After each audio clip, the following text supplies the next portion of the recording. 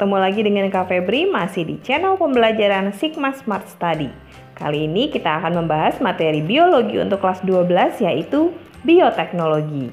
Tapi sebelumnya, untuk yang belum subscribe, yuk di-subscribe dulu channelnya, klik loncengnya dan like semua video-videonya, lalu share kepada teman-teman kalian sebanyak-banyaknya supaya kita bisa belajar bersama di channel ini.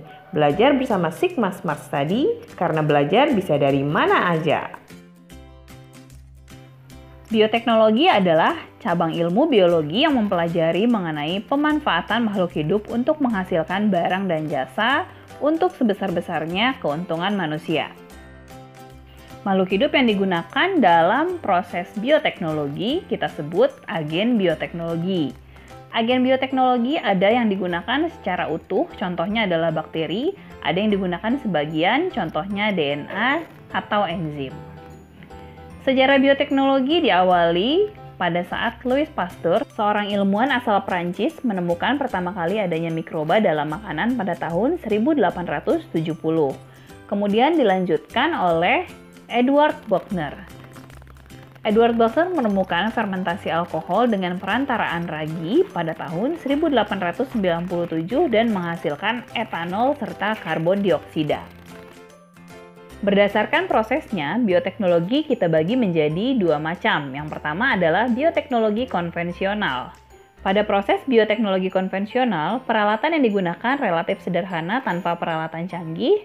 Metode yang digunakan juga sederhana tanpa adanya proses sterilisasi. Barang yang diproduksi biasanya dalam skala kecil dan menggunakan teknik fermentasi. Prosesnya biasanya menggunakan ragi, jamur, atau bakteri.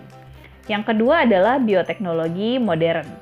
Biasanya, pada proses bioteknologi modern, alat yang digunakan sudah canggih berdasarkan proses penelitian sebelumnya, menggunakan proses sterilisasi modern, produksinya biasanya dilakukan secara massal, serta melibatkan proses enzimatis serta rekayasa DNA.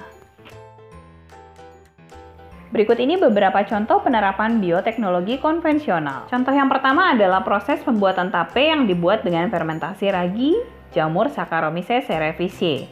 Proses ini berlangsung dengan cara pemecahan gula yang ada di dalam singkong atau ketan oleh jamur Saccharomyces menghasilkan alkohol dan karbon dioksida. Proses yang sama juga terjadi pada pembuatan minuman beralkohol dan adonan roti.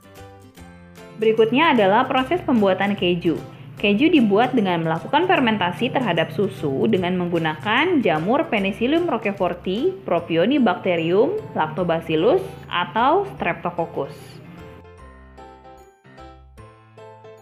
Berikutnya ada pula oncom yang dibuat dengan melakukan fermentasi terhadap ampas kedelai dengan menggunakan jamur Neurospora crassa yang berwarna merah bata. Yang berikutnya adalah yogurt. Yogurt juga merupakan minuman produk dari proses bioteknologi konvensional. Yogurt dibuat dengan melakukan fermentasi terhadap susu menggunakan bakteri Lactobacillus bulgaricus atau Streptococcus thermophilus. Selain itu, masih banyak lagi makanan-makanan yang merupakan produk bioteknologi konvensional. Di antaranya tempe yang menggunakan bahan baku kedelai dan mikroorganisme Rhizopus oryzae atau Rhizopus oligosporus. Lalu ada kecap yang menggunakan bahan baku kedelai hitam dan menggunakan mikroorganisme Aspergillus wenti, Aspergillus oryzae atau Aspergillus soyae.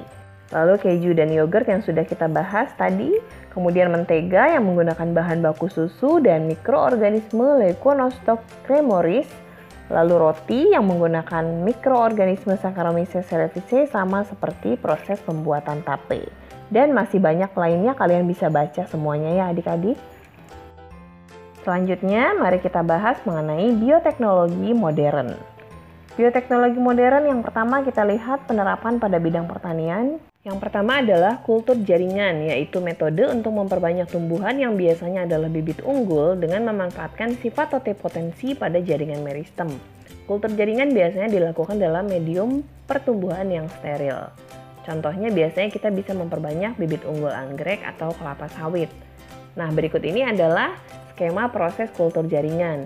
Diambil jaringannya, disteril, lalu ditumbuhkan dalam medium steril, lalu setelah tumbuh halus, sampai tumbuh akar dipindahkan ke dalam pot tanah. Berikutnya, tanaman transgenik.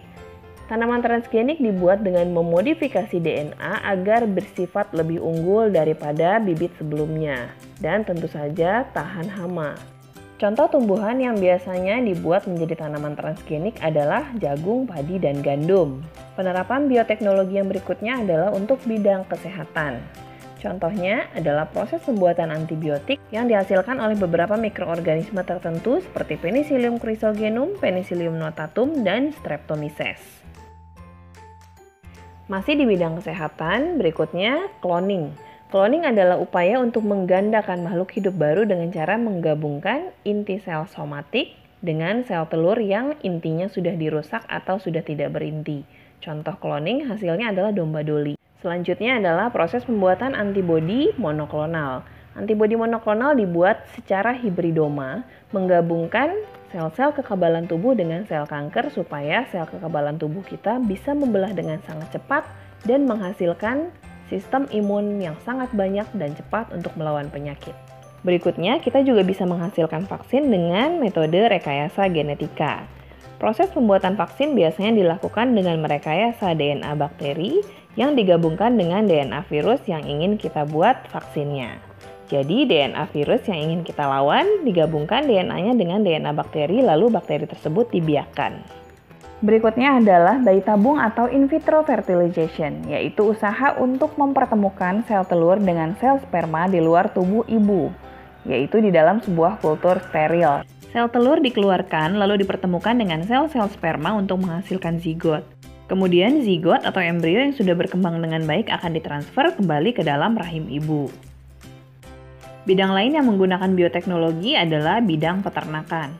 Contoh pemanfaatan bioteknologi dalam bidang peternakan adalah proses inseminasi buatan, yaitu metode menginjeksikan langsung sel sperma kepada rahim induk betina untuk mendapatkan keturunan yang unggul. Inseminasi buatan banyak dilakukan pada sapi-sapi unggul. Kita lakukan ini untuk mendapatkan bibit-bibit sapi yang unggul. Selanjutnya, bidang lingkungan. Bioteknologi juga bermanfaat untuk menguraikan sampah-sampah. Contohnya adalah bakteri pengurai sampah plastik yaitu Ideonella saccharinensis. Bakteri ini membantu menguraikan plastik agar tidak mencemari lingkungan. Ada pula Pseudomonas aeruginosa yang berfungsi untuk menguraikan limbah minyak atau sampah-sampah organik lainnya. Berikutnya contoh lain penerapan bioteknologi adalah di bidang pertanian kita biasa menggunakan bioinsektisida, pembunuh hama alami yang kita gunakan untuk membasmi hama ulat. Contoh bakteri yang biasa digunakan untuk bioinsektisida adalah Bacillus thuringiensis. Penggunaan bioinsektisida untuk membunuh hama dapat mengurangi dampak atau efek negatif dari pestisida kimia. Berikutnya di bidang pertambangan, kita juga bisa menggunakan Thiobacillus ferrooxidans untuk memisahkan logam-logam dari bijinya. Jadi, logam-logam tertentu, misalnya emas dan perak, itu biasanya ditemukan masih bercampur dengan bebatuan alam. Thiobacillus ferrooxidans dapat membantu proses pemurnian logam tersebut secara alami. Contoh penerapan lain bioteknologi adalah bidang pangan. Kita biasa menggunakan makhluk hidup bersel satu untuk meningkatkan kebutuhan pangan terutama protein. Biasanya disebut protein sel tunggal atau single cell protein. Contoh mikroorganisme yang digunakan sebagai protein sel tunggal adalah Chlorella atau Candida utilis.